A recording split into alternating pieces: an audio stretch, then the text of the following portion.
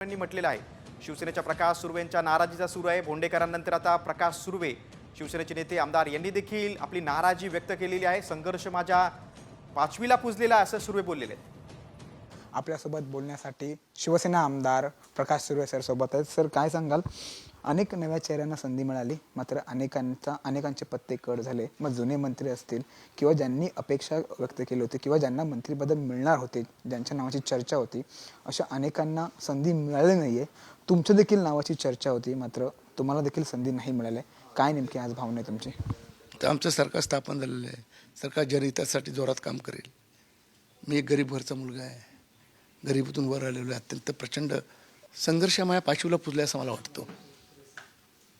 कारण एकनाथ शिंदे साहेबांनी कदाचित माझा विचार केलासुद्धा असेल.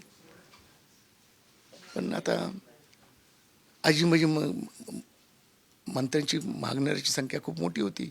आजी माझी काही मंत्री आहेत, काही मातब्बर नेत्यांची मुलं आहेत, काही मोठ्या घराचे लोक आहेत. त्यामुळे माझ्यासारखा गरीब कार्यकर्ता जो कष्ट करणारा आहे, तो त्याला संघर्षाशिवाय दुसरा पर्याय नाही. आणि आता याच्यावरून सिद्ध झालं, संघर्ष हाच माझं जीवन आहे, याच्यावरून सिद्ध झालेलं आहे.